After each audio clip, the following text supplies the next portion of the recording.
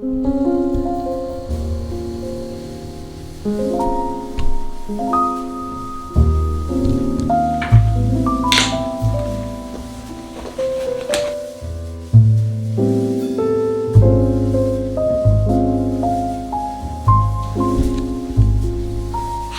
and welcome to my channel. My name is Ebony and today I thought I'd do a what's in my bag. My favorite bag is here. I finally got my hands on it and I thought it would be awesome to do a what's in my bag writer's edition.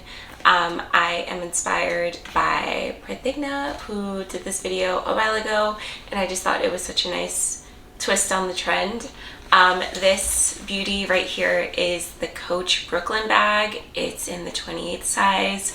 I got it for Christmas and it actually fits quite a lot and is perfect for the on-the-go writer. So I'm just going to go into detail about what's in my bag and what I have in here that is writing related, and then also some things that I personally feel like I cannot leave the house without. The first thing that I pulled out of my bag is my current read. This is Enter Ghost by Isabella Hamad, and this book is so good but challenging at the same time. It's set in the West Bank and it follows a actress who is in her 30s, in her mid-30s. Her name is Sonia, and she has this very complicated relationship to her identity, and she has finally returned to the West Bank after some time away. She's seeing how it's changing. And the reason why I think that this bag is awesome for a writer is because a writer is usually also a reader, and you can fit like a nice size paperback into this bag and still have room for much more, as you'll see. And I just love having a book on me. I feel naked and bare if I don't have a book with me. You never know when you will stumble across a little cute cafe that you can enjoy a coffee and read some of your book while you're waiting, or if I happen to be on the path, which I never am because being in the subway scares me, but I'll have comfort in knowing that I can focus my energy on reading a book. The next thing, I'm just gonna randomly pull out items. A pack of gum. My nickname growing up was Bubblegum, and some of like my close family and friends call me Bubblegum.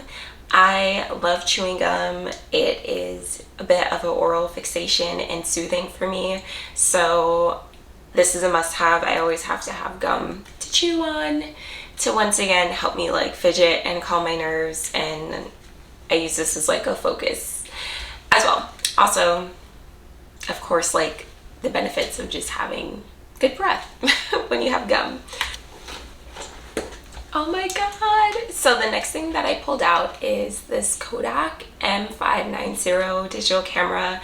I've had this camera since I was in high school, and I know it's trendy now to have a digital camera in the year of our Lord 2024, 2025, but I got this in, I want to say like 2012, and it has so many memories on it. It has pictures from me at that age, and it just feels so near and dear to my heart because I remember I took this camera when I first went to Hawaii, and that was like my first big travel outside of the mainland US, and it was 2012 I think when I went, and I have footage of here recording like a vlogger, so, and I totally forgot that. And it's kind of like a full circle moment that I am online and sharing things, but I have the proof of those bubblings and the beginnings of that aspirations, or those aspirations, on this little camera. And yeah, I love taking pictures on here. I have pictures from Christmas with me and Justin as our first Christmas engaged. So I feel like this will be a memory piece that I will hold on to as long as it continues to work and I can transfer the data from here. All right, I'm supposed to be pulling randomly. The next thing that I pulled out is this very tiny Valentino travel size perfume of Born in Roma.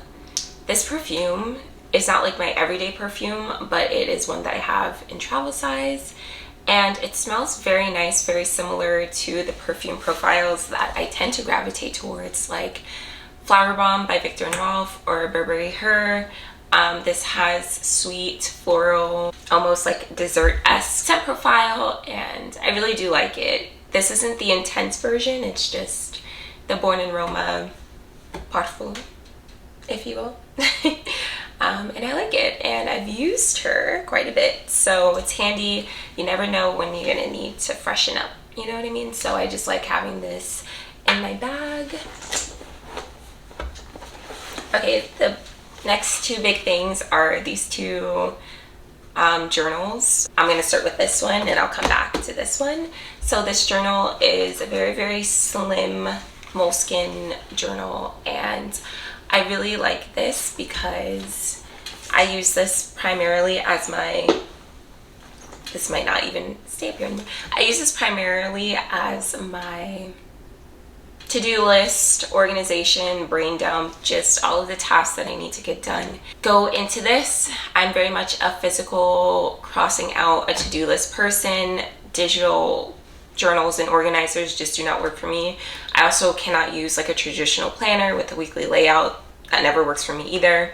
I just write the date, things I need to get done, and how long I think that it will take me to do them, just organizing on must-do tasks and can-do tasks. And this is fantastic for me. I give myself a few hours to achieve what I need to, and I feel much more productive, and I feel like my procrastination is at bay. This is like the #1 procrastinator killer, if you just write down your tasks and cross them out. And that way I find it so helpful.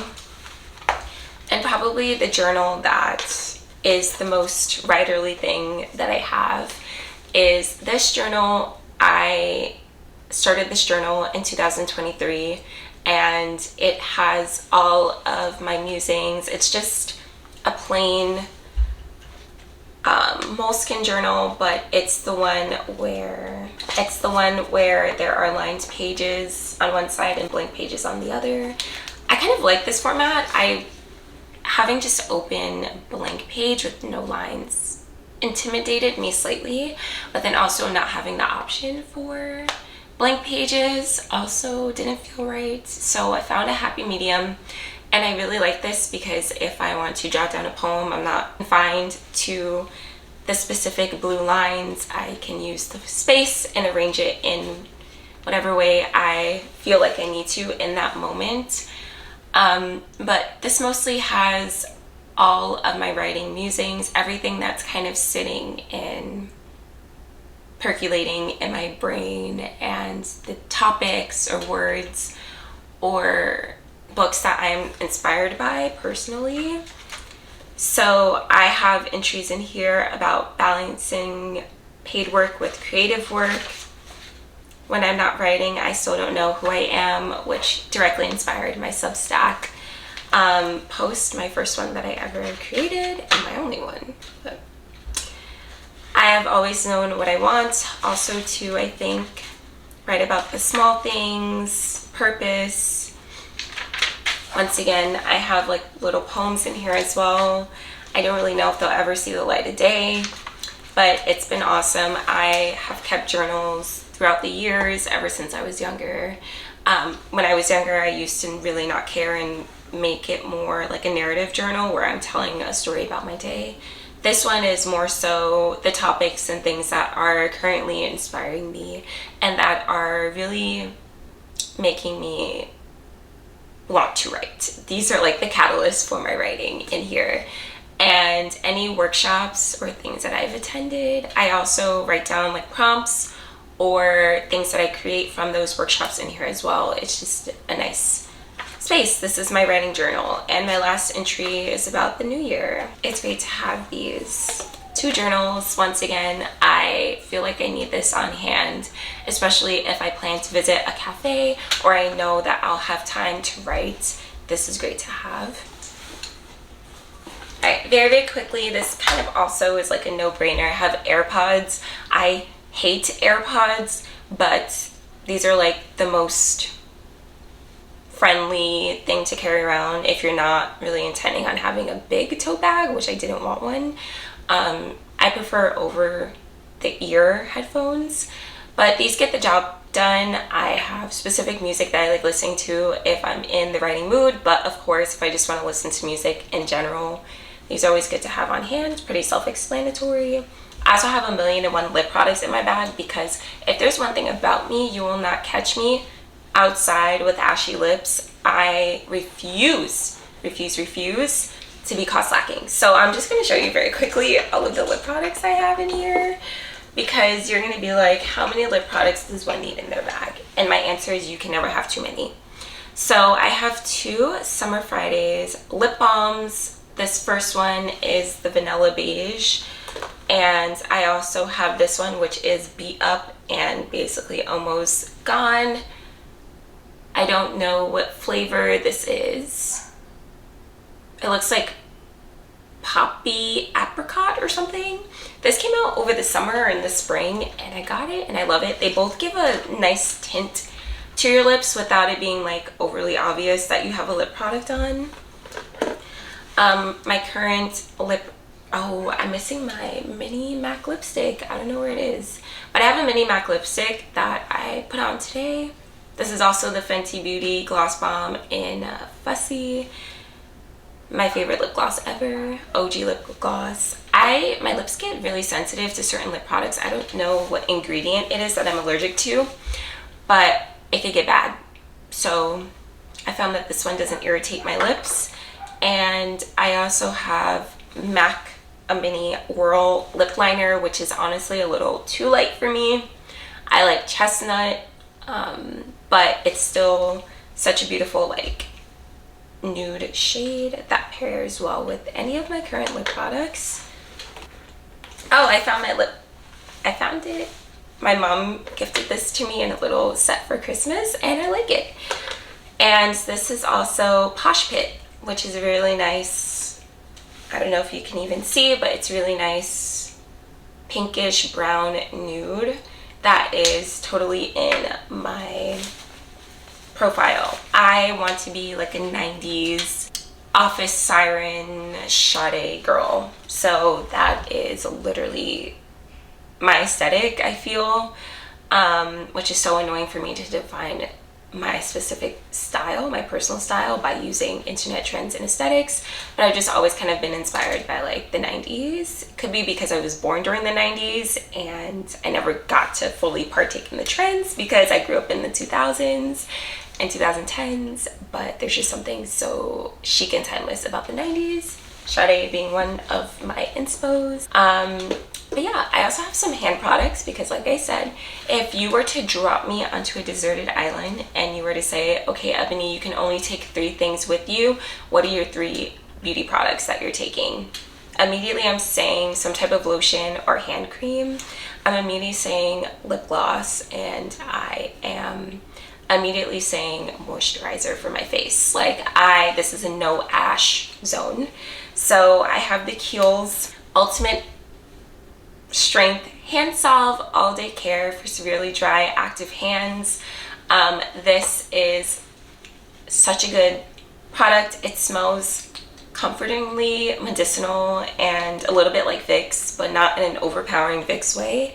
I like that smell though. It just feels like it's doing something, and I noticed that it is doing something. My hands aren't as ashy, and I love this little product. I love Kiehl's as a brand too, one of my favorite brands.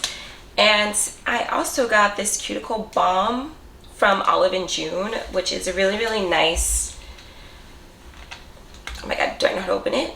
It's a really nice solid cuticle stick, and it's not an oil, but it gives the same effect. One thing I do not take enough care of is my nails. I just kind of leave them be. I get a manicure every 3 weeks, about gel manicure, and that's the extent of my maintenance routine for my nails. But I just find this is nice because my cuticles were abysmal. They were so dry and cracked, and ever since I started using this, they look good. I don't have as many problems with my cuticles. I guess I'll stay in the same vein. I have hand sanitizer. You know, we gotta repel the germs, stay safe out there. I have Tylenol because I am incredibly prone to headaches. Probably because like now I can barely see what my face looks like in the viewfinder because I need to put on my glasses, but I don't wear them all the time. I also need to drink more water because that's also probably why I get headaches. And last but certainly not least, I have this very, very cute Ghani card holder and this patent alligator or crocodile textile fabric, I don't know, material. I just got this too for Christmas, so I leveled up this Christmas. Shout out to Christmas. But yeah, I got this cute Ghani card holder from the Essence website, and best believe I used Afterpay because I love Afterpay.